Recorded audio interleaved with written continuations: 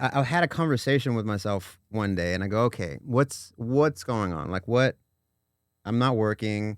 What are the solutions here? Because I'm kind of a problem solution person. Let's say I quit acting because it's hard on the soul, right? Not only I'm not worried about the rejection. It's just a hard, like I'm not Latino enough. I'm too Latino. My Spanish isn't perfect. Oh, God. I can do many other things.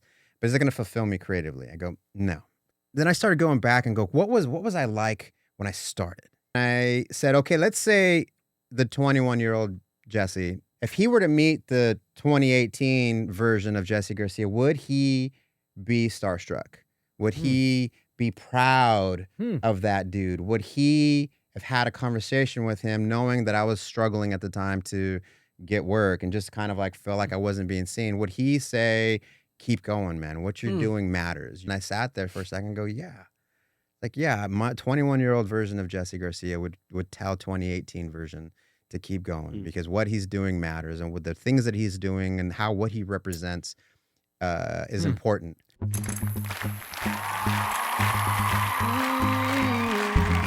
Looks like I'm going to start off today because we are very lucky to have... Well, wait a minute. Wait, welcome back, everybody, to the Oh, pod. welcome We have back, to start everybody. with that. Okay, welcome back, everybody, to the pod. How many have we done of these? It's Friday. It's the Brotherly Love Pod Day. Yeah, I'm pod very to happy pod, all today that, yes. because we have a very good friend of mine in the studio. We've known each other for a long time. Super good dude. Super talented. Jesse Garcia is in the house. Who's being attacked by Hey. Shmee Yeah, right he's being now. attacked by Shmee right now under the come here. table. That's all right. That's all right. The under the Shmee. table. Good downward dog.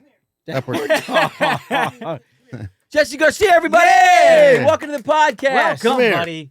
Thanks so much for doing this, man. Yeah, my pleasure. Wow, I can't believe it. So Matt's been bragging about you, raving about you. Obviously, you are very talented, but I think you know. No, it's very rare, when you meet somebody, you not only think they're a good person, but they're talented. You also are really good at comedy. You were nailing those comedic beats. You were making me laugh. I'll never forget that line, the streets. Streets. the comebacks, which is a streets. movie. That's Yeah. where we met. What, End of the street. 2006? Yeah. We had a blast, and I'm just so happy to have you here today because I've been following your career. And one thing that really inspires me is that, longevity is incredibly hard in this business. It is. And to watch you fight, stick it out, and now you're killing it, man. And I've just been so proud to see you out We've been there. rooting for you, seeing you for years and years, popping up, and congratulations. It's not without its hills and valleys, Oh, man. Dude, tough, right? I mean, Yeah. yes, dude. I say it all the time. I mean, being in our 40s, like we were just talking about. Oh I mean, God, dude, I know I I just said this, but you pounded it. Yeah, Oh, we yeah, did. Well, Why are you guys pounding it? Because it's an Yeah. accomplishment to get You your feel full- left out? Yeah. Yeah, there you go. Good, No, man. but dude, it is, and doing? it's so weird because Joe, you that's see, that's my some people. necklace. Your dog is all over. Oh, Shmee, get Yeah. out of here, I mean, I don't know man. what it is. Why he's just come here. Hey, I got him. he's so Got him? aggressive. perfect. I got him. Sorry, guys. Great. Where were we? Sam will have fun editing that. Welcome Yeah. to the Good pod. luck, We don't need buddy. to edit. It was Yeah. a good interruption. Oh, it was Shmee, a perfect people interruption. love Yeah, Shmee. people at home are gonna love us screaming, "Shmee, no!" They love Shmee, Shmee. no. That's why I named him Shmee. Shmee. So it works when you're screaming out Yeah, his that's name. why we're top Yeah, 50. Mr. Shmee. I don't know, Captain Hook.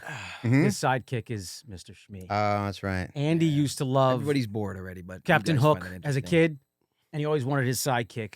Shmee! Every morning That's I'm where it comes from. screaming. Have you guys heard the theory that Peter Pan was actually the bad guy?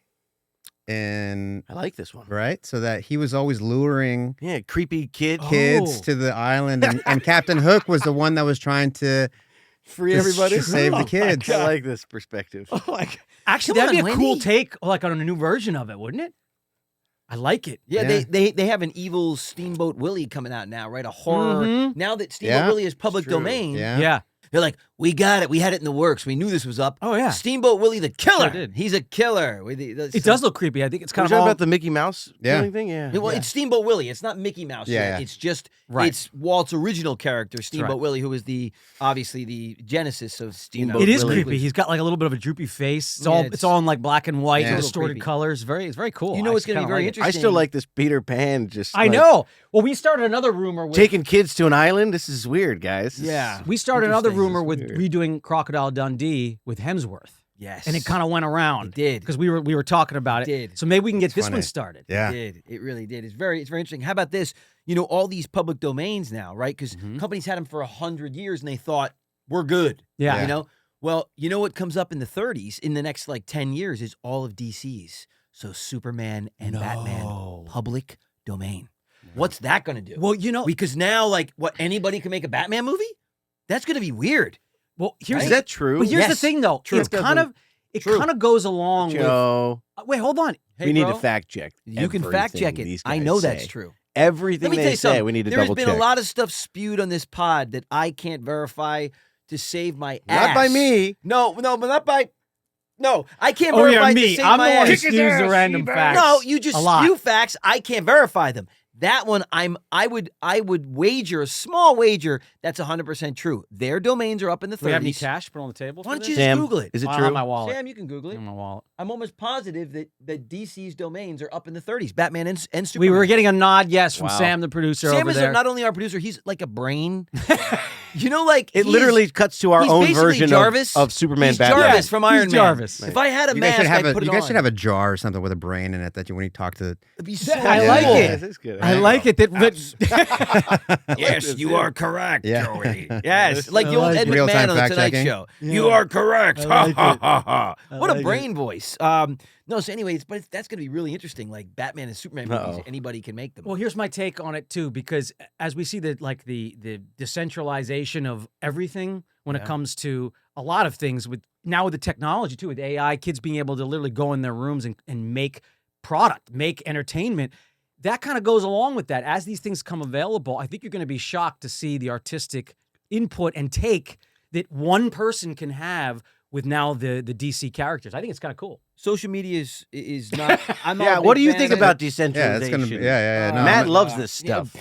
Yeah. There's so much. There's so much information. Yeah. It's a lot. Man, I And know. nothing's real. No, Nothing's I- real. Nothing's real and everything's real. I know, man. Yeah. I know. It really Social is media is a I don't- distortion of all the facts now. It's like everything's kind of convoluted. You know, you don't know where and what is real anymore. It's very strange. Yeah. There's a few cool things about it and a lot of not cool stuff about the accessibility and social media and all this stuff. You know, like I was reading this story about this kid who super talented, and he was putting up these renderings of Louis Vuitton sneakers and jackets and cool things.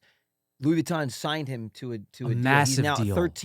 he's 13-year-old. He has an internship in the design center at Louis Vuitton. Something like that is really cool because It you're is. tapping talent that would never, years, who knows if by the time that he was an adult and had an opportunity to do that, if his creativity had waned or if he had been discouraged in a way. Exactly. Now it's like a direct thoroughfare right to the source. And this kid, who knows? Maybe that's his gift and he's going to soar and have an amazing career. But because it's of it. also buying it off so that it's not a competition. Well, exactly right. you Because know he's what not I mean? going to go and if like. he's knocking stuff off, there's no. I know. That's what I was just going to say. Way to hand it to him so easily. You never have Well, to they gave work him for an anything in his internship. life. Oh, he's worked. Breeding narcissists. He's worked for That's 11 what's happening. months. 11 months he's been doing these Breeding. drawings of No, actually, in this No, but case, that's taking pretty. it, That's taking cool. it back to your point, dude. The longevity that Matt's been talking about, it's not easy. I mean, It's not. we talk about it all the time. It's very difficult to do. And to your point, it takes a strong spine because there is a lot of failure and a lot of rejection and a lot. You know, some people for some reason just can kind of seamlessly kind of sew that together from one job to the next, and they just keep going. Mhm. Other people, they have a little spurt and then boom, fall off into an abyss, and then Yep. have to work really hard and get back, and then fall off. And that the getting back part, it's like I associate it to, like, you know, people always say like, I'm gonna get back into fighting shape or whatever, and it's like, for me, people have been like, why do you try to push yourself to just stay in shape? I said, because it's too hard to get Mhm. back in shape. Yeah. I don't have the ability. I try to keep myself close so that if I have to be there, I can just get right there. Because, man, like 25, 30 pounds, I mean, that's brutally tough to do over and over again. Well, it's kind of like the business that we're in because you have to, and it's harder and harder the older you get to get back. Of course. So when you finally get on a roll like you've gotten, it must feel pretty great. Yeah, I mean, my whole career has been kind of interesting. I never wanted to be an actor. Like, this was never something I wanted to do when I was a kid. I don't think we've even talked about No, it. dude, this is new for me. I met a girl, a friend of mine, in one of my classes. I had a cheerleading scholarship. Fun fact. What? Yeah. Did you know this? Oh yeah, Okay, you did. I You did did. know You like did. this because on the movie. Because I did it in the movie. You did it. Yeah. Yes. Wait, you were a cheerleader? Yeah. Yes. Wow. Yeah. Yeah. I actually pitched when we did a movie called The Comebacks. I pitched this thing. Me and Tony Gonzalez went and kind of choreographed this thing so that Because the gag in the movie was like he threw the ball, he threw it so far and so high that I had time to go take a piss and That's great. awesome. go get a hot dog, That's come, right. come back, and then I go. I used to be a cheerleader. We pitched him this thing. He goes, all right, cool. Just like take a camera. You guys can shoot it, and if maybe it makes the movie. So we did the stunt. Yeah, I remember, it down. dude. It was like we did one take, and it made the movie. It was so cool. That's so cool. So a friend of mine, a girl I knew in college, she basically, the short story of it is she convinced me to move to Atlanta at the end of my third year of school to go try acting in Atlanta, Georgia. Wow. And I was on basically pretty close to a full ride cheerleading scholarship to the University of Nebraska. What? Yeah. I did not know Dude. that. Yeah. And I didn't know Atlanta. I've got an Atlanta connection now because the person I'm dating lives in Atlanta, so I'm spending a lot of time there. Yeah. Another connection. So this was it was almost 24 years ago, 23 and a half years ago. I moved to Atlanta in the summer of 2000. Wow. Yeah. With zero connections. I had no idea what I was getting into. Started classes that week, kind of like did a couple classes every a week. And like at 4 or 5 months into it, a couple of my buddies in class said, well, we're doing this movie. Guy just dropped out. We told the director about you. You should come and audition for this movie. I went in first audition. I auditioned in the driveway of like on set. He goes, do this thing. It was there on set. Like come in, audition, look at the size real quick. I did it. And they go, cool. Can you be here tomorrow? 7 a.m. Gosh. Yeah. You're like, hey, this is what this acting's like. No big deal. Yeah. So like my first audition was like a supporting part in this little indie comedy in Atlanta 23 and a half years ago. Wow, dude. And from then on, it's like it's been up and down, I moved to LA in December 2003 with like $2,500 in my pocket, which goes nowhere. Nowhere. In LA, that's like literally a quarter. Yeah, basically. Honestly, it is. And I was living off of a can of refried beans and a dozen eggs for every few days. Dude. You know what I mean? So I was skinny back then. Dude, that's crazy, right? Wow. Crazy, man. Wow. And then I about a year and a half in. So right when I got here, I was online. I was doing, remember Now Casting and all the kind of like all the online casting websites I would go to. I would submit myself for everything, student films, whatever, right? Yeah. And then I came across this breakdown for a little indie movie called Quinceañera that I knew who the casting director was because I did a casting workshop in Atlanta a couple years prior, and he said, if you guys are ever in LA, hit me up. You know, we'll try to bring you in for things. And I emailed him and said, if you guys haven't cast the lead, I would love to come in. And I was like, why not? Shoot for the top. Yeah. And he goes, no, we haven't. I came in and did an audition. He brought me back for a callback later that week, and I got it. And that's the movie that started my career. Yeah, for sure. Wow. But That's really even cool. even from there, you know, like we went to Sundance and swept the awards, and the following year we did the comebacks, and then I did a handful of other movies. Like 2 or 3 didn't come out. Like one should have put me on the map as far as like being kind of a household name because it was a biggish indie action movie.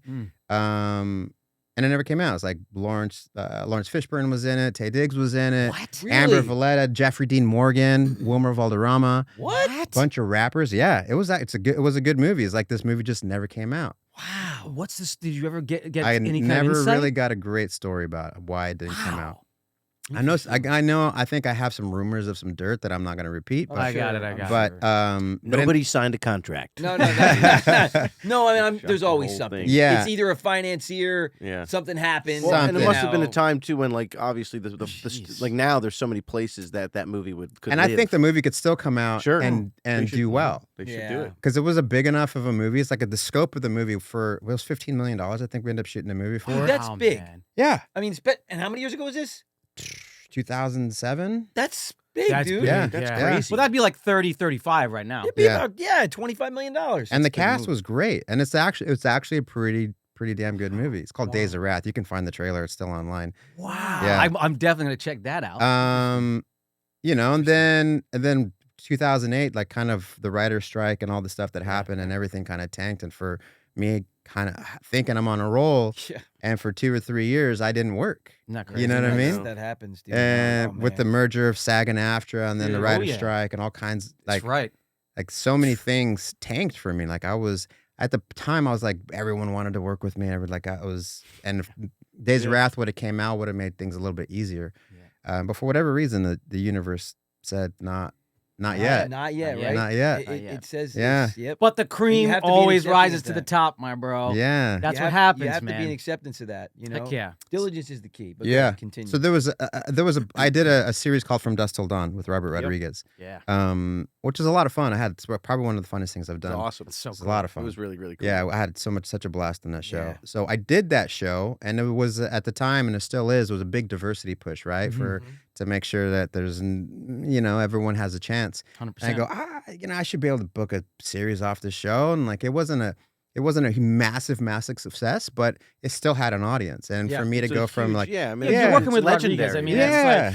Well, and also it's got built-in IP. Yeah. Movies Yeah. and, so sick. Having that built-in audience. Yeah. And I was like, I was number 3 on the call sheet, so like it was one of the top 3 leads, and it's awesome. and I thought, let's go get into the series, and it didn't happen. Ridiculous, dude. And it didn't. That's so ridiculous. I know. I feel you. The same thing. And some guys, we don't need to name them, get series that's after my point. series, and you're like, what the heck? And another thing, Another series? Again, what names. dirt do they have on Yeah, I somebody? know. Wait, How? they just And keep look, getting these parts. and bless them, and that's No, freaking awesome, yeah. and I'm rooting for them too, because everybody knows this is like the most treacherous industry in the world. But I'm not series rooting for them. after series. I want it. Shit, For me me. too, man. But and again, no names. We've talked about this too. Is that we've also come up against a lot of. You go into these things with positivity. You love the other artists you're working with, but a lot of other actors, man, are just haters. We've had this conversation Like us. before, where you're going in, you're so happy to work with somebody, and then they just want nothing to do with you. Yeah. No, I'm They- not in talking fact, they about- want to yeah, push it's you terrible. down. They want to step right on top of you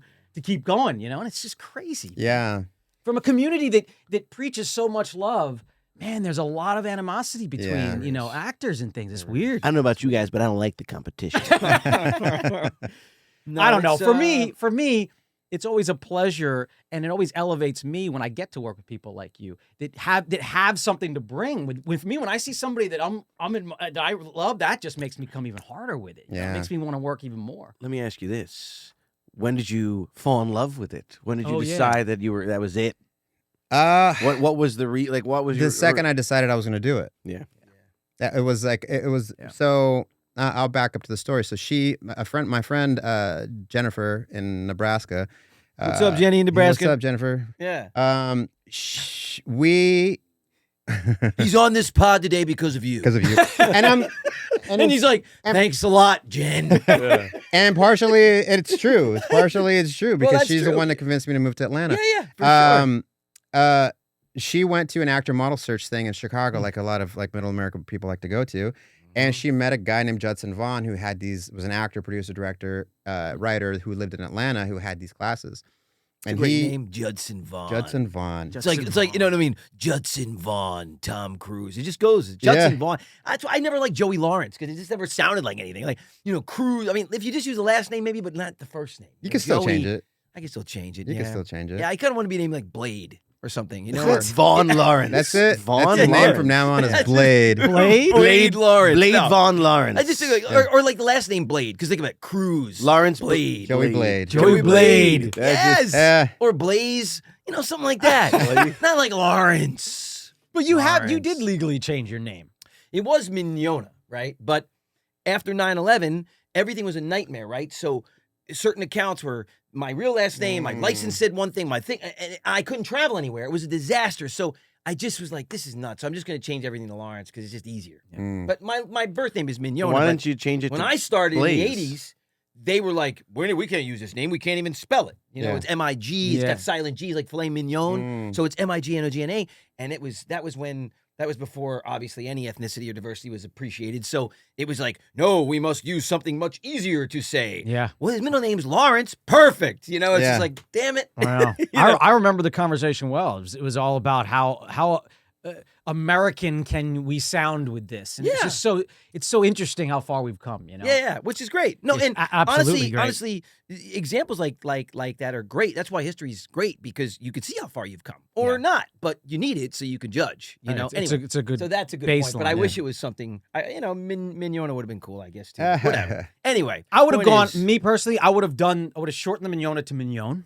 Yeah. And I would have shortened Matt to like Teo Mignon. That's what I always wanted to do. Teo Mignon. I would. Wow. What if it was just Matty Mig? Matty Mig. I like that too. I don't mind that. Matty Miggs. You know, it's like it sounds like a bunch of mobsters. Yeah. You know? Joey Miggs. Yeah.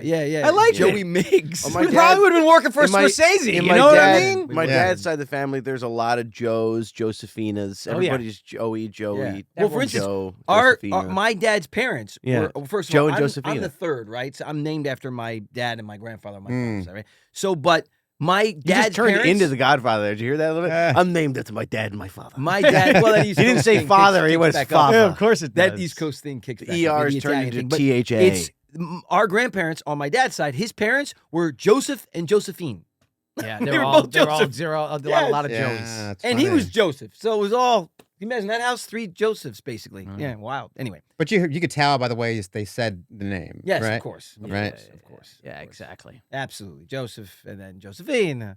Man, my grandmother. Yeah, amazing. I can't believe I never really noticed that because she was always like grandmom. So, but like when I got older, I was like, oh my God, your parents had the same name. That's really it's wild. Yeah. Anyway, let him finish. Sorry. Yeah. All right, stop. Oh, where was I? See, he doesn't even remember now. We do this a lot. Jenny in Nebraska. Oh yeah. Then I went to one of these actor model search things in Nebraska somewhere, and I'm not a model, so like I didn't get anything from it. But for some reason, it gave me, acting. All of a sudden, it was a thing in my head, and I called her, and she was been telling Judson about me, and I talked to him for about 45 minutes, and within a 45-minute phone call, I decided to drop everything in Nebraska and move to Atlanta. Wow. And the second I got off the phone, I packed up everything that was a necessity and drove back to Wyoming where I'm from. You're from Wyoming? I'm from Wyoming, yeah. Wow. Is your family still in Wyoming? And my mom and sister are. My dad's in South Texas. Wow. Yeah. Cool. So I drove back, got there at 3 a.m, and basically told my parents they were still getting together at the time, that I was gonna move to Atlanta to study acting. And they go, "Oh, all right. Well, if you need any help, let us know." Wow. And because they know they're not gonna talk me out of it. Right. Yeah. And that's kind of the moment where I was like, all right, cool. If I'm gonna do it, I'm gonna do it. Yeah. And that's kind of my personality. If I'm gonna do it, just fucking do it. Yeah. Let's do it. Absolutely, Wow. man. I'm still blown away by like the cheerleading because I want to know like how like in school how did you find that? I didn't. I was a football, wrestling, and track in high school. Okay. So So that's because yeah. because you My look more like that. Like you're like Yeah. you're this built guy with the Yeah. so like it's just So it's like I always wonder But why. you 'cause- would be surprised how jacked the cheerleaders No, are. dude, the cheerleaders are jacked. No, Yeah. I remember being at USC. Some of the I mean, dude, they're like Yeah. gymnasts. Yeah. Yeah. They'll have those gymnast Oh, bodies. yeah, They're that's- shredded. Yeah. Yeah, no, it's great. But Senior year football, the coaches took us to a University of Wyoming football game okay. just to kind of like pump us up for the year. And we saw the cheerleaders warming up because we got there super early. And I'm like, oh, I could do that. And the cheerleading coach comes over and she goes, you know, they get scholarships for that. And I go, no kidding. Oh, there So you go. I would joke with her throughout the year that I was going to quit football and wrestling and become a cheerleader, which I never did. And she ended up lining me up a tryout at the small Eastern Wyoming College, junior college in Wyoming. I went and tried out. I like stunted around for like an hour, and they go, "Yeah, you look great. If you want a scholarship, come." I'm like, "All right, cool. I'll be there in the fall."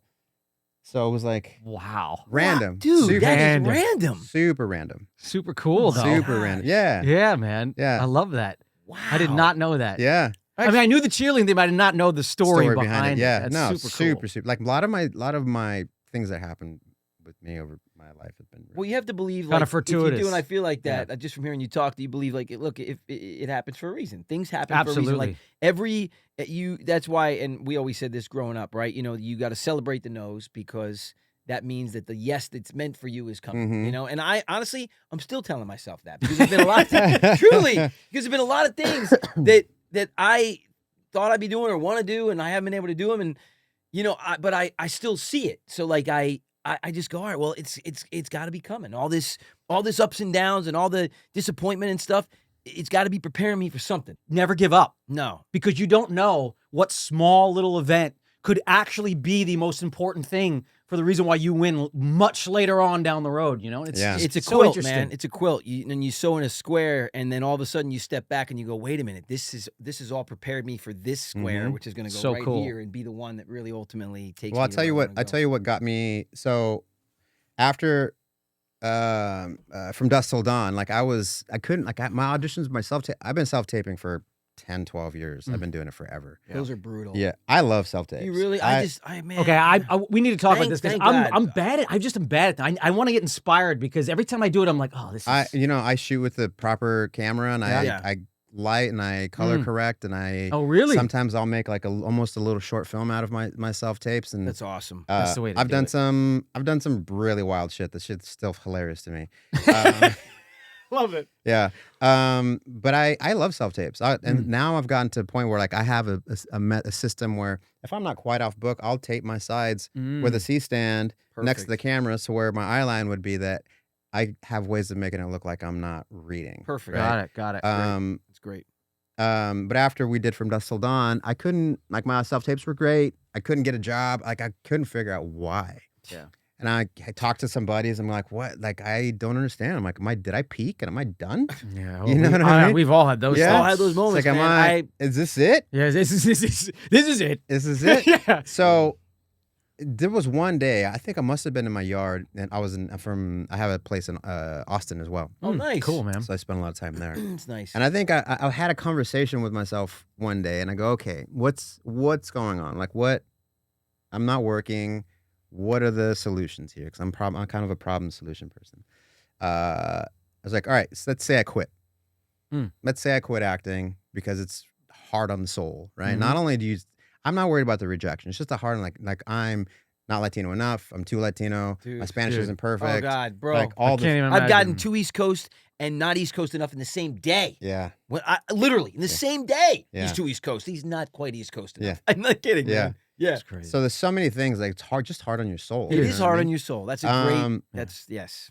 And I go, okay, let's say I quit. What do? I was like, I can do I can build houses. I can sell cars. I can do many other things. But is it going to fulfill me creatively? I go, no. It's like, all right, so if I do quit, I'm working on direct. It's like I can direct, but that's starting over, right? Yeah. It's not like I'm going to be able to call my manager and agent, go like, I want to direct now. And they're like, cool. Like, well, you haven't directed anything, so no one's going to give you anything. Even though like I had somewhat a successful career up to that point. And then I said, well, then I started going back and go, what was I like when I started? Right? What was I like when I was 21 years old and I decided I was going to drop everything in Nebraska and move to Atlanta? What was my mindset like? You know, so like I think when you start, and you guys have been doing it for a long, long time, but when I started when I was 21, like you see the people that come in that are super green, like I'm going to be a star. I'm going to have my TV show. I'm going to do movies, and they're excited. Yeah. Right. I'm like, all right, I was excited back then. Like, why was I excited? And what would I, and I started looking at the people who I admired back then. So like it was some of my people who are my friends now. Yeah. Right. It's like Edward James Olmos, like Esau Morales. Man. First of all, Edward Nicholas, James Olmos, dude. Yeah. Oh, My dream literally is to bring Miami Vice back. That is my dream, dude. And that was my show. Like as a little kid. I think you say this every episode. I do, You but it do. was my. I don't know. Look, our logo more you is say Miami it, Vice colors. Yeah, dude. Okay. The more you say it, That I'm telling you because I feel like more than ever now with Miami popping like it's popping. you should do a fan film. Dude, I know. dude. There you go. So You know, in like- could play in like 10 you should play the Edward James Olmos character. Oh! And I'll be Crockett, and we'll find our tubs. That's what we gotta find. 'Cause that show, you know what I love about that show? I love It was this. so ahead of its time, bro. That show was everything that we want it to be, which is Wow, a this bunch is of so ethnicity, cool. a bunch of diversity, Testosterone. no, but culture clash, but it was cars and sex. No, yeah. Hot chicks and magenta No, signs. No, actually, Joe's really right. Neon. It represented everyone. Flamingo. It was cool, You man. had strong White female suits characters, and good strong hair. Latinos. You had African Americans. You had Caucasian. It was culture clashes. It was. and they were all working together. And here's what I love most about it. It was not talked. They just they worked together beautifully. It was Yeah, it's nothing true. that needed to be highlighted. It was they brought their culture to it, and it was symbiotic and it was actually beautiful. It was really Let's awesome. do it, but let's set it in Sherman Oaks. Oh gosh. Oh God. Sherman Oaks Vice. Oh gosh. Oh God. Anyway, Anyway. he's one of my favorites. Yeah. Because still to this day, I Oh, go yeah, literally man. like, Crockett, Dubs. I love it. He was the best, dude. He was the best in that show, dude. I mean, anyway. The weight when he's on camera. I don't know if anybody quite brings the weight that man does on screen. He dude. had a face. Woo! His serious face. Oh was like, my gosh! When he was like, "I'm not gonna put up." He's like, "Oh damn!" I know. And he's the sweetest guy. Isn't that Really? funny? That's man? so cool. That's cool. sweet. Great to hear. He's Very so I love cool to it. hear. Anyway, I love him. Go ahead. Sorry. So I started thinking about people who I admired, and I said, okay, let's say the 21-year-old Jesse was who, if he were to meet the 2018 version of Jesse Garcia, would he be starstruck?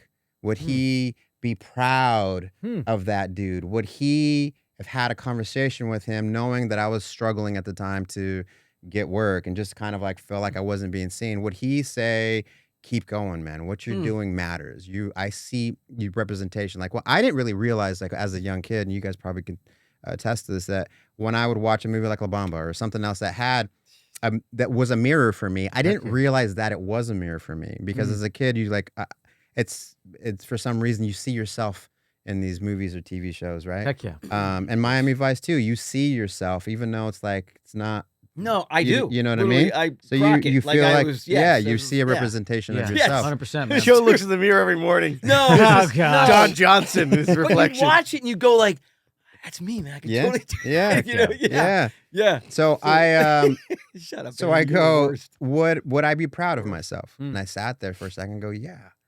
Like, yeah, my 21-year-old version of Jesse Garcia would tell 2018 version to keep going, because what he's doing matters, and with the things that he's doing and what he represents is important. And I go, okay. And I go, that there's no more self-doubt. There's no more talking about quitting. There's no more bitching about it, because I'm done. And I go, what do I have to do to fix things then?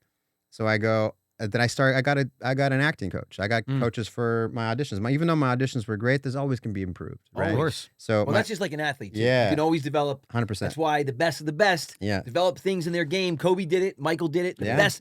They had That's- three-pointer fadeaways, shit that they didn't have as a kid. Just really you know? quick, though, it's such a wise question, because I forget who said this, but someone once said, if you're ever out of balance or you want to reassess, ask your young self, your youthful self, who do you want to be, and then ask the older version of yourself, like the person that you see on your deathbed, who do you want to be? And that's how you should balance your life. I mean, we've been doing this a long time, and you're actually you're re-inspiring me right now. Yeah. 100%, dude. I am completely, and now I know why you are still in this game and you are still killing it.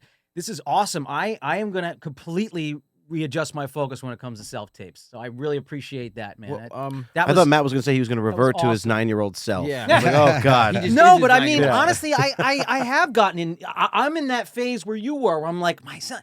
You know what, dude? I'm gonna turn to my younger self and go, you know what? Yeah, this is not the way to do it. I'm gonna reassess. And how do you make it fun? You know what I mean? How do you make it fun? Heck how do yeah, you make man. it fun? Like for me, like I started coloring. Like I started DaVinci Resolve. I started learning how to color. I started learning how to. I did an audition for Flash, the series, and it was for a new bad guy.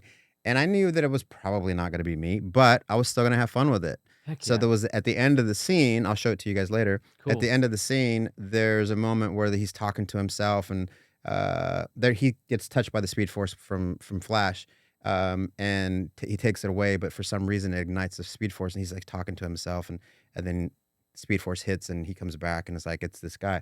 I taught myself how to add in the Speed Force with the sound effects and electricity in my audition. That's So I leave the so right cool. side, I come in the other side, and I'm like, woo. And it looks, for me, it's hilarious. And I love it. And I've always said, I've been saying for cool. years and years that my auditions aren't for casting. My auditions are for me. Because I'm going to be doing my version of what I think the character should be. And if they like you, then they'll call you back. That is the only way to do it. I love, and for some reason, when you said coloring, I figured Joe takes a page from your book, but he gets coloring books, old juvenile coloring books with crayons. And No, you know what? he learns to color. And I took a workshop. I took a workshop not that long ago, and a famous cast director came in, and this really hit me, and it goes right along with what you're saying, and that is that if you're going to do a self-tape, and this is for our actors out there who are, just starting or trying to get into the game, if you're going to do a self-tape and you're going to do what you think they want or what you think that it's on the page. You've already failed. You've already failed because that's what 90% of people are going to do. If you want to stand out, it has to be your own interpretation because life in itself is irrational. You can't take the rational approach on the material. You have to take the irrational, which is you, which is just putting what you can into it. And that's exactly right, man. I've just changed my whole thought. Yeah, you got to make them for yourself. Got to. Yeah, it's got to speak to you. And to that testament of we were talking about before, there was a conversation that Bill Belichick just had with another great sports guy about Kobe Bryant. They had Kobe Bryant come to the team when they were in the middle of the season. They were struggling. Did you see this? I read that. And he said, people think I'm Kobe Bryant. I've settled into my game. But with age, I've had to change my game over and over and over and over again. Now, I can't just drive into the paint like I used to. Right. So I have to work on all these other different facets to stay on top. Very good point. There's never a ceiling. It's always trying to break it. Always trying to break it. That's how you become great. That was one of the wisest things you've said this pod. Yeah, it's true. Well, it's not me, it's Kobe. It's really good. You know what's true? It's not even his. It's Kobe. That's why it was wise. It's probably right. Thanks. Wasn't me. You know what? You're right. Thanks, it wasn't you. Back to you haven't said anything wise. That was Kobe. No, but you're right. Worth repeating, though. What? It is. It is, dude. It is. Because it's true. You got to constantly reinvent and figure out what works and retool, recalibrate. Yeah.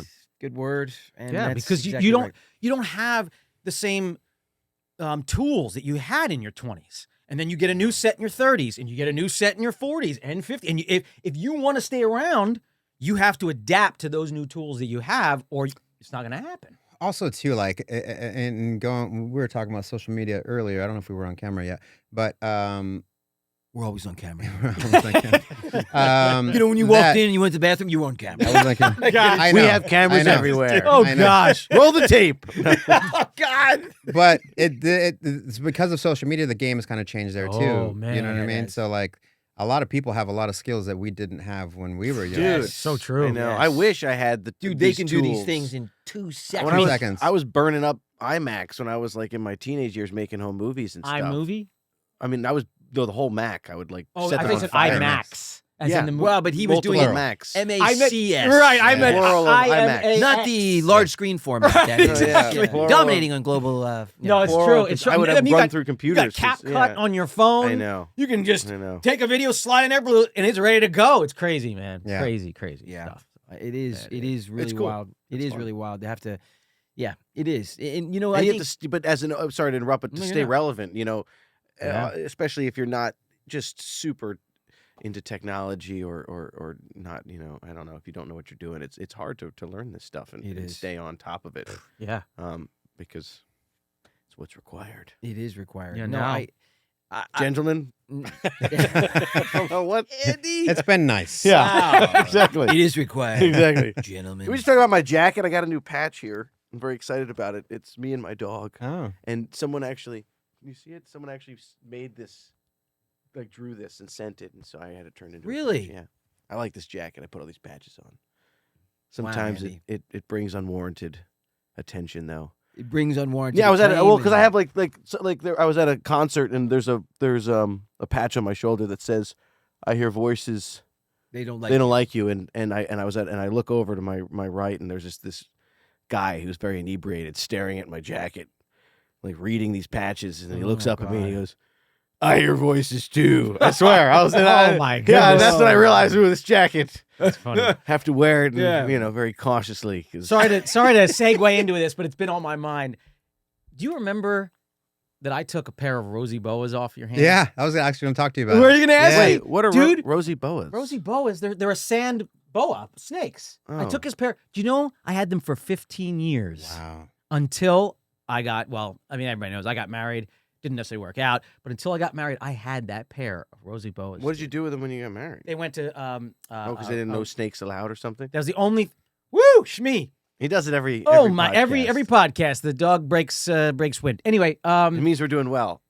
Anyway, Worst yeah, gas, there was the only policy was no snakes, so they went to the reptile. So we made a Depot. pair of boots. No, Max, no, oh no, my no. They God. went to my buddies at Reptile Depot over there in Simi Valley, and they finally rehomed. Dude, Today.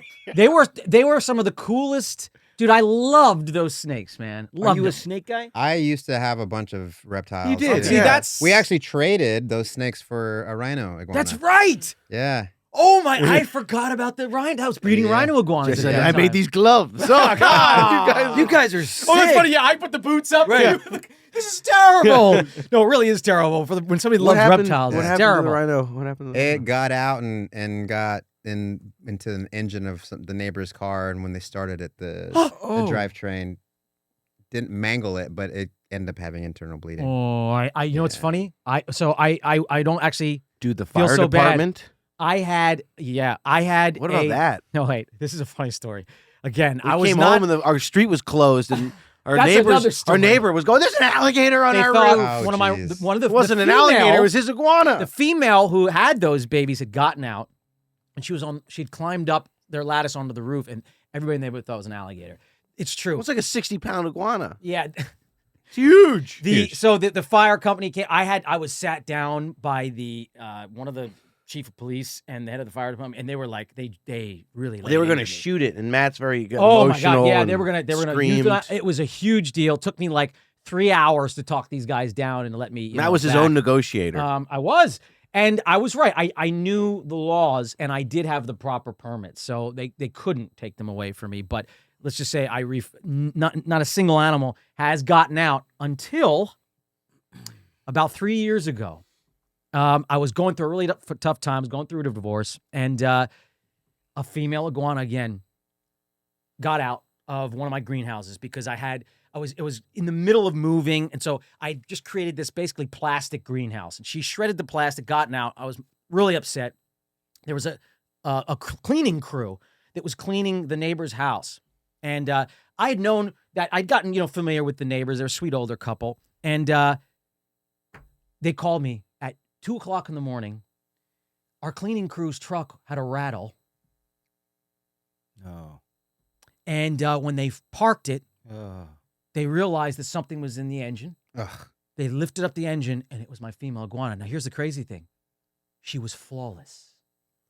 Just her tip of her tail had caught the radiator fan, I was gonna say. and that was it. Just the tip of her tail. And I literally drove like an hour and a half. This truck was far in the middle of the night, and I got her back. She was fine, and now I have her, and I have her babies in the backyard. Oh, funny. Right now, dude. So it's interesting. What they do is, what they do is they seek out the heat Yeah. of Yeah. the engine. Yeah. So do That's cats. what happens. Yeah. So do And they cats. go in to seek out the heat because They say in these the are very- winter, these are check very your engines tropical 'cause of species, cats. right? These are very tropical species. So they go into the engine compartment for the heat. Dude, So isn't that crazy, dude? Yeah. my friend. Wow. How did it get up in there? Because they're not skinny. I know. It's crazy. She was huge, dude. I don't know how she'd gotten up in Yeah. there. My Craziness. friend but Taryn, yeah. I'm not sure it was his Hellcat, but I think he has a Hellcat and it was parked in the winter. And he went to start it, and he he opened it up, and no. the whole engine was eaten by yeah. a pack of rabid Squirrels. squirrels. Yeah, they do or, that too. or They do that rats. too. I love squirrels though. There was only one other cool story about I the do. baby I have- rhino. I have a anyway. One of the cool story about the Squirrels baby are my rhinos. friends. You guys live together. Can you believe this? Yeah. Nicolas Cage bought one of those baby iguanas off. Oh, funny. I was always proud of that. That must have been a fun experience. He's a reptile guy. Oh, God. Is he really? Yeah. Yep. Yeah, big reptile Yeah, guy. he is. All right. So, Sorry. 2018. We're trying to get through this story besides just interrupting. So, 2018, you had this cathartic moment. You were like, listen, I'm going to let my young self inspire myself now, right? And I'm paraphrasing, obviously, but Well done, Joe. not great either. But anyway, so, and What a romantic take. and what did that, and what happened at that point?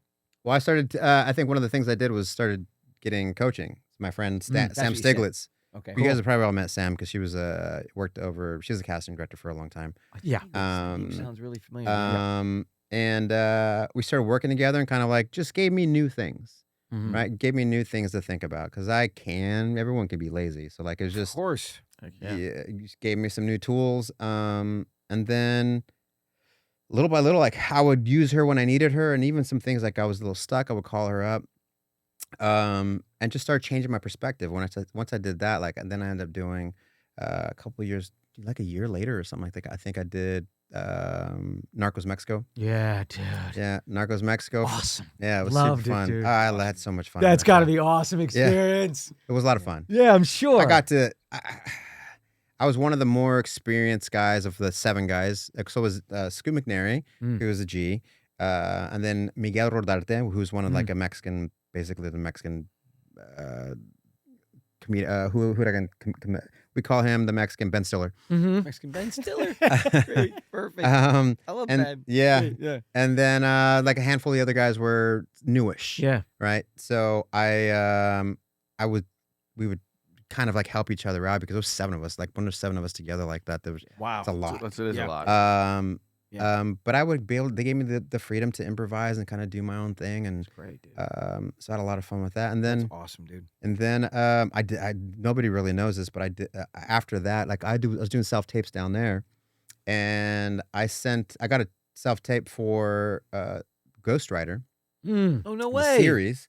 Oh, cool. Right? And then in the in the scene, it was supposed to be me and another guy digging a grave. I'm like, there's no way I'm gonna mime digging a grave through this whole audition. So. And I lit it so dark, like you could barely see me. And I'm like, it's one version in Spanish, one version in English, and I sent it off. I'm like, this is what I'm gonna do. And the feedback was I got back and was like, we fucking love him. Like, let's bring him in. And I end up testing for it, end up getting it. Awesome, dude. And then Hulu pulled the plug a week before we started. Here we go again. It's just like when Disney took over, they were like changing everything, and it just didn't work with the lineup. Isn't that crazy? It's a shame. Bro? Then I started kind of like then the pandemic hit. Yeah. Right. Good times. That was fun Good for all of us. times. And then we just get out of the pandemic, and then we have a writer's strike. Yeah. And then we have an actor's strike. And for another almost year, basically. Yeah, it was I mean, rough. like, and by the way, just so you know, that's what spawned. No, it's great. that's why we're doing this pod. Yeah. I mean, 'Cause we honestly, were we just like, literally- what are we doing? What are we gonna do? Yeah. Yeah. How long have you guys been doing it? 2.5 years. coming No, up I'm kidding. on I'm our kidding. year. We're coming Kidding. up on our year. Almost at a anniversary. year. Yeah, almost at a year. Nice. Isn't that wild? Yeah. That's awesome. I know. It's so weird. It's so crazy. Yeah, it's been so wild. Feels like forever. Yeah. It feels like it's like dog years, believe me. But it's so interesting as we're talking about those reinvention things. It's like what it's done for us collectively as brothers. It's like people are like, oh my gosh, We they're weren't back. We weren't. We never speaking. went anywhere. Yeah, we weren't speaking before this pod. No, I'm kidding. No. We We never really went anywhere, but I mean, it's We're doing a lot of self tapes. It's a lot of self tapes. We trust were, me. but Yeah. it's cool, and it's been so humbling because there's people are still willing to check us out, which is like that just means the world, So that was true. really super cool. Yeah. And we're gonna do Miami Vice. So look at Yeah. great things. Dude, coming. Dude, this would the be fan film. You would be, Dude, this would be so dude, freaking cool. I mean, dude, that would be that's I'll do an Eddie's voice though. Like, oh my god, he's so cool. My god. I did. Oh my I went to a friend's studio to do a voiceover tape for one of the Minions movie, I think. Oh. And they know like you can kind of make up the character who you want it to be. And I go, I'm gonna do kind of like an amalgamation of Eddie and somebody else and somebody else and somebody else. And I went into the studio and Eddie's sitting right there. oh my, Oh my god. And I'm going like, well, I'm still gonna do it. here it goes. I'm still gonna do That's it. funny. I finished the tape and he goes, I should be reading for this. It's like, yeah. And then Ben That's Brad awesome. ended up getting it. So like there was like By the way, yeah. who I love, Yeah. one of the first movies I ever did was with Benjamin Bratt. Believe it or not, I think it was his first movie. Oh, If this I'm not is mistaken, sweet. he was 21 or 22, and it was called- with John Travolta called Chains of I Gold. love this movie, Oh, dude. funny. And Ben Bratt was the bad guy, and he was unbelievable. No, he was He's so a This cool. was 1989. Wow. So I don't know how old Ben was, but he was young, probably like 21 or something like Dude, that. that was such a 22. cool He film. was shredded. Dude, and this 21. beautiful guy. He's still shredded. Dude, is he Yeah. really? yeah, he's he's still yeah. super fit. Yeah, Wow, he's No, 21. Ben Bratt Yeah. was Well, Dude, think he's about so this. cool. He must have been because he was either Dude, 21 or 22 or that's so 23. young. He was Yeah. very young. I just read that Yeah. John Travolta was 23 in Greece. Isn't that crazy? Yeah, dude. He Yeah, looked dude. like a Dude, 4-year-old when man. I did Chains of Gold with John Travolta, he was your age. Oh my lord. Oh my. Yeah, bro. Well, check please. Wow. He was 35. Check. Wow. 35 That years is old. ridiculous. I literally went. Wow. I'll never forget it. It was one of the coolest things ever. Like when I got that movie, I actually got that movie on my birthday. and it was really cool. Rod Holcomb directed that movie. Rod Holcomb went on to direct ER. It was Hector Elizondo was in that movie. Oh, it was great. I love Hector. He was great. Dude, the movie was way ahead of its time. It was about the drug trade in Miami. It was basically New Jack City, kind of, but like before New Jack City in Miami. And it was a really cool movie, man. And John was a social worker, and my mother was alcoholic. And I was not being cared for, so I started selling drugs on the streets of Miami, and I got sucked into Ben Bratt's drug ring, and John had to go undercover to get me out. Oh, wow. Dude, it was awesome. And it was dark. I don't think I've seen it.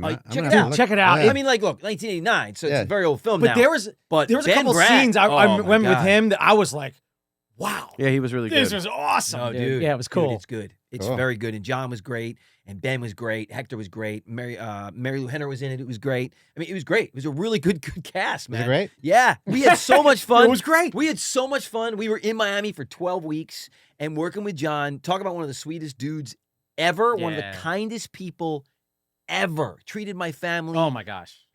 We literally were treated like gold by him. I mean, we did the movie called Chains of Gold, but it was literally treated like gold by him. No, I'll never forget it. He took us. I was just along for the ride, and I'll never forget it. He fell in love with my family and my dad and my mom, and he took us to Switzerland for Christmas. We went on. He would bring all of his family and dearest friends on these boat trips in the Caribbean, where he'd charter this boat for like a week or two. And these are just some of the greatest memories. And you know what's funny? Of our lives. You know, there's so much fun. Watching him do that, it actually gave me a perspective on why I wanted to be successful as a kid. Yes. It wasn't the money itself. No, it was the experience. It was able to provide the memories with with the people around you. Yes. That was always that, and it still drives me to this day. It's like, how can I get that in so that I can just make memories with people? He took all of his family and friends to Christmas in Gstaad, Switzerland. Yeah. Right. And he chartered a DC-9. You know, John's a pilot, right? But he chartered DC-9. He didn't fly this one, and we were all there, and it was one of the most magical weeks in a week or two of our lives. I mean, it was just like, it was incredible. He created amazing memories. Yes. Isn't it cool when big stars like that kind of like Super treat your cool. family? I did the Pee Wee Herman show on Broadway. Like, it was a Broadway show. I did a Pee Wee Herman show. Wow. Did you guys not know that? No, I didn't know that. You can watch it on HBO. It's on an HBO special. Oh my. Yeah. Okay. So so many good stories. Gosh. I did I got the audition 2000, I want to say 2008 or 2009. Like in November or something like that. And my manager, I go, is this real? Is it actually gonna be Paul Rubens doing this live show? She goes, yeah. I go, yeah, okay. Because they don't know, they never send me theater stuff unless it's something big. Right. And I've only done like 3 or 4 plays ever. Yeah, I haven't done many. Yeah, me neither. No. And I went in and auditioned. I ended up getting it.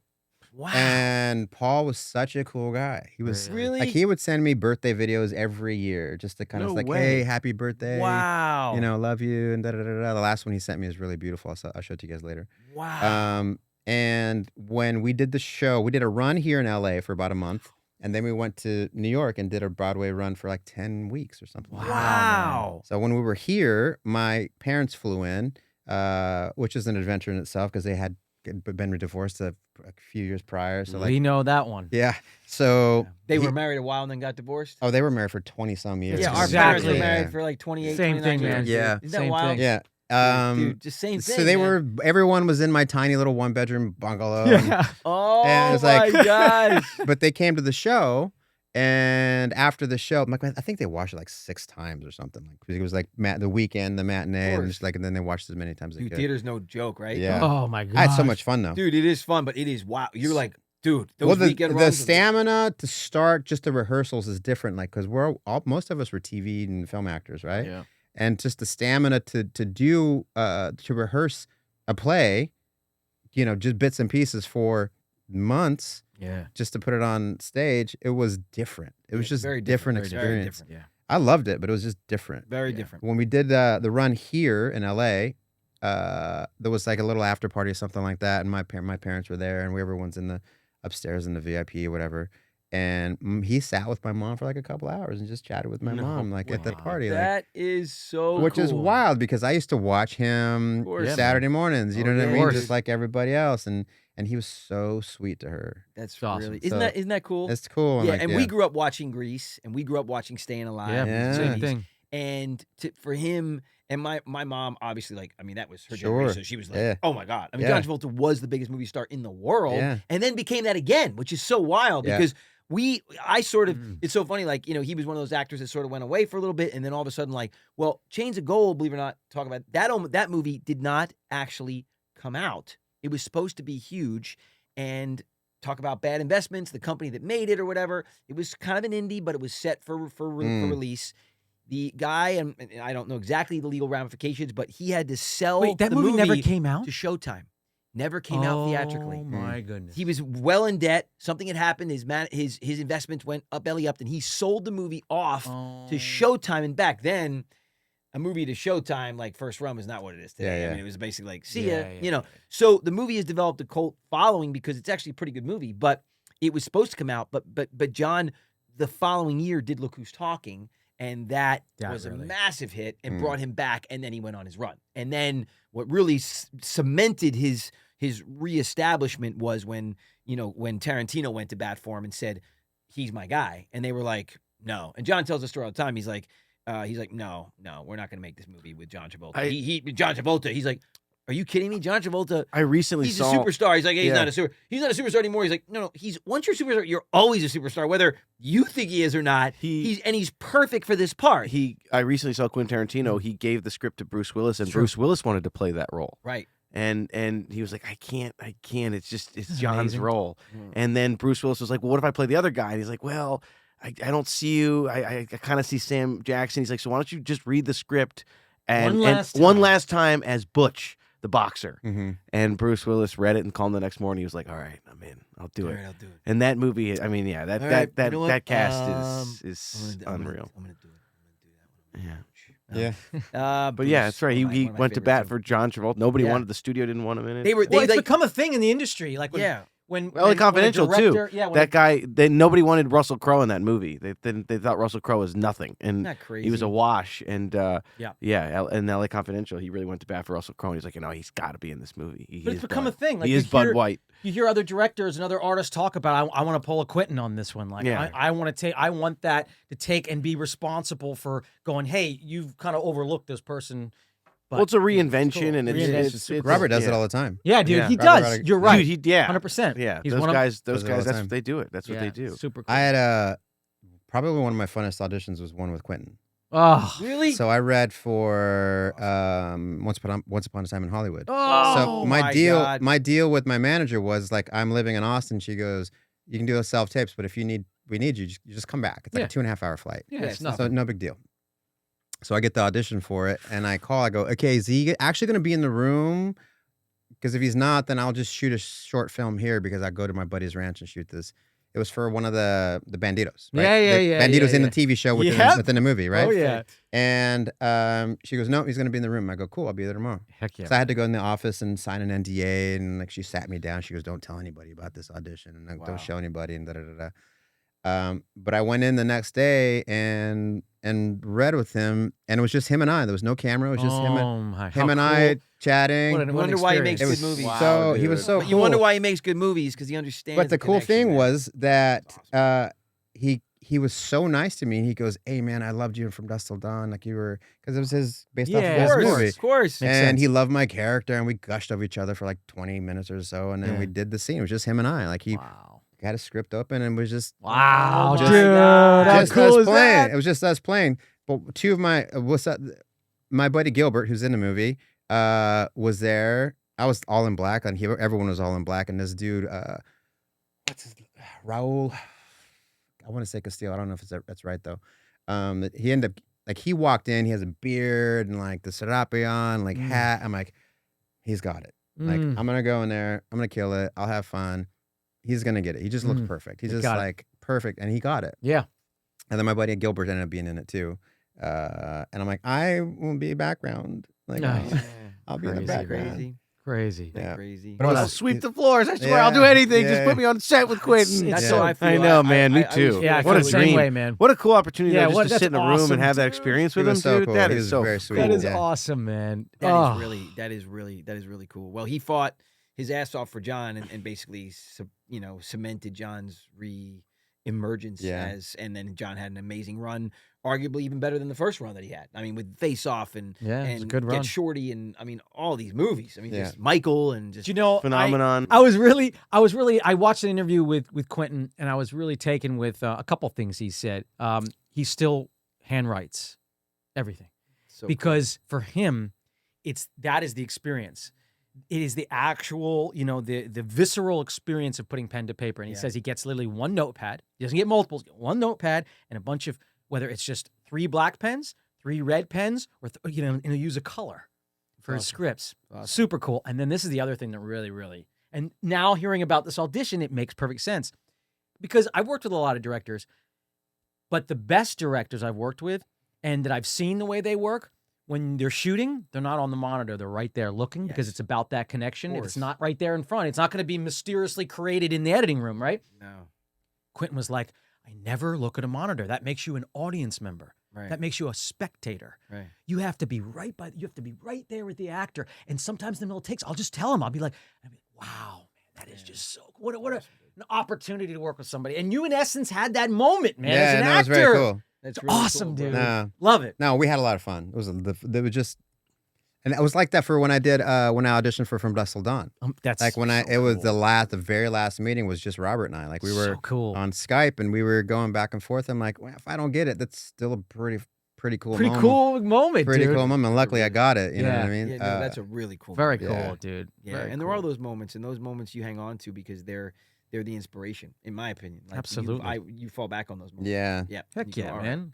Talk about the joy that you feel, that elated feeling, and you go, all right, cool. I want that again. It's the same thing. Athletes and actors are so similar in a lot of ways that, like you win that Super Bowl, and that's what brings you back the next year. You won a Super Bowl? Chase that. I have not won a Super Bowl. No. In my Sure you mind, I have. did. Yeah, I have. And you're in your industry, you've won a Super Bowl. I feel yes, dude. Absolutely. You got some Super Bowl rings. You have got a you have couple. a character that was inspired a millions nostalgic of people. Yeah. TV character, dude. I That is appreciate winning it. a Super Yeah. Bowl, Thanks, 100%. guys. I have yet to win a Super Bowl. Same here. No, I mean, one of you guys won. one of the coolest moments in my career was an audition. When like the same sort of thing. I auditioned for John Favreau once, and that was like That's the so coolest cool. thing ever. Yeah. It was awesome. And I didn't get. The movie never got made, but or he never made that movie. But it was a really cool experience. Yeah. And he was so cool. Yeah. He was so cool. That really is cool. Mhm. They're Yeah. bringing Favreau's directing. He's the coolest dude. He's directing a. I bombed an audition. And he liked a me Mandalorian enough. feature. Really? Yes, That's Jeff. amazing. They should. Ooh. I was so Disney nervous. needs some goodwill. I'm telling a so- story here, Joe. Sorry, Andy. I'm so sorry. Go ahead. Go, So tell a Favreau, story. go ahead. I just bombed an audition, and he liked me enough that I turned to walk out. And he's like, "Wait, stop! You got to come back and do this again. You got to like breathe, man." He's like, "You're like up here. We need you to ground it, bring it down." And I did it again. He's like, "That was much better. Let's do it one more time." And then I did it again, and they actually Really? called. Yeah, they called and offered me. Wow. They pinned me for the role, and then the movie. He dropped out of the movie, and they recasted everybody. But They remade the movie. They made it was with- Jersey Boys. Mm. He was set to direct the first Jersey That's Boys right. movie. He was. And I went in for Joe Pesci, and I Oh yeah. my and god. he liked me a lot as Joe. I crushed it. We would have worked, but then he dropped out. And then Clint Eastwood Clint came Eastwood, on, right? Clint Yeah. Eastwood. Oh, Yeah. yeah. did it. And I tell you, I Recasted didn't it. like the direction. It was No. still, Whoa, it was no, still I'm a not good gonna movie. say No, Wrong Yeah, thing. whoa. I didn't like not the We can edit directing. that out, You but can we edit won't. it out. Not the No, we won't. We're not gonna directing. edit that out. No. Wait, hold on. Not the directing. I didn't like the direction of the film because Well, isn't and I never liked that this. the directing, man? No, it's not. I don't like the direction. Clint Eastwood is not the directing. Clint Eastwood What? has What are you talking about? has done things in this that I couldn't even imagine. That's not what I'm saying at all. I didn't like the direction, and I never liked this direction. When they take a story and they make the stage version Yeah, I agree. for film. Well, that was the thing. Because stage, Yeah. to me, it needs to be on stage. That was the thing. It It wasn't. doesn't relate when you put it Favreau's- on the screen. Favreau's It's a wasn't different. a musical. It's a as different. Much. It was more It's of a like different yeah. format. It's a But different they wanted a musical. piece of paper. It's different. It should one needs to remain the other. You know. I agree. That's just I my agree. take. No, I agree. Humbly, I my agree. take. I agree. Not the directing. No, I agree. The directing was actually phenomenal on the Yes. movie. I'll But I didn't like the direction. Have of you the heard film. those great stories of Clint when like people would film stuff and they would go out and the shot would be a wide shot and they would go out there and they'd kind of like just talk to the other actor and then they'd hear cut, moving on. Yeah, he would do that all and the they time. and then they're like, wait, it was like rehearsal, right? They're like, nope, we got it. We're Yeah, moving one on. take was his thing. One Just take think. from a wide. They didn't even tell the actor they were rolling. Yeah, he very rarely says rolling or cut either. He'll just like, just moving on. moving on, we're good. And you're like, what? Yeah, that was the scene. Yeah, and then that's the opposite of a guy like David Fincher who does just hundreds 30 of takes, takes. 40 takes. Man, I'd love a chance to work with either. I know any of those guys. Audition, Yeah. Born, whatever, man. Yeah, me too. Oh, those artists, those guys. I really respect directors. Yeah, Martin Scorsese would be so much fun to work my with, God. especially because he loves Dude, Italian what guys. where do we even I know. start? No, it'd be great. Yeah. Spielberg? God, I'm so depressed. Me too. And that's been a wonderful episode of the Brotherly Love No, Pod. honestly, can you imagine? It's almost up. I guys. know. It's literally almost We'd hate over. to end it on that note, but But no, we're not ending it on that. oh, let your Cameron die. We always joke about that from Ferris Bueller. You know, the greatest moment when he's like, Cameron, get out of bed. I know you're in bed. Get out of bed. And he's just laying there and like, you know, in that oh my God, that comatose state where he's sick and he's like, I'm not Depressed. That Cameron dies. Great scene. He'll keep calling. He'll keep calling. It was such a great. Oh God, Ferris Bueller's Day Off. We All right. love movies. We Yes. love TV shows. We love great people. We love great people. Yes. Brings us back to Jesse. Thanks Yes. for being here today, Oh, man. Yeah, my man. pleasure, You gotta come man. back, Appreciate dude. it. We got Yeah, lots more to please. discuss. Yeah. Please. Yeah. You gotta Part teach us two. some Part two. cheerleading moves or something. Yeah. If you know, I want to learn. And by the way, I am not letting this fan Miami Vice movie with you two guys go. Dude, that would be sick. I think it's a really, really cool it's idea. so and if time, not bro. that, look, we're No, it's constantly that. working on stuff. That. I just love you Dude, have leave anything this long Don Johnson wig. No, it's gotta be modernized. Like, I'm not gonna wear this. Although his haircut was Lots sick of in that was show. lots of Jesse spinning in chairs into Yeah. camera. Hey, Hey, that could be a good take on it, though. I know you guys both have great comedic timing, oh so my Could god! be. We could do like a 21 Jump Street thing with it. Something. We could do something like Yeah. that if you wanted. I'll go super dark. Or go. I think that's the way to do it. It'd be so Super sick, Dark would be sick. dude. Oh, yeah, and like I said, we're constantly trying. Andy's directing now. Good. We're constantly writing, creating stuff. Dude, I just want to work with you again in any capacity. Yeah. Yeah, so, let's you do know. it. Let's do it. Great, dude. All right. All right, buddy. Thanks for Thank being you. here. Thank you. Jesse That was- Garcia, That everybody. was That was good. That was you know. You guys pounding it out again. Everybody's Yeah. always pounding Oh, it we, out. we mixed it up that time. Yeah. All right. Nobody clapped with me. Hey! Thank you. Thanks for being here, guys. Yes. On the Brotherly Love Pod, join us next week and every week on Friday. Yes. Have a blessed weekend, everybody. Yep. See Thank you soon. very much. Bye, guys. Hey, guys, the Lawrence brothers here. We just want to thank you for watching this week's episode of the Brotherly Love Pod. Go to our link tree and subscribe on all platforms. And make sure you join us Next week.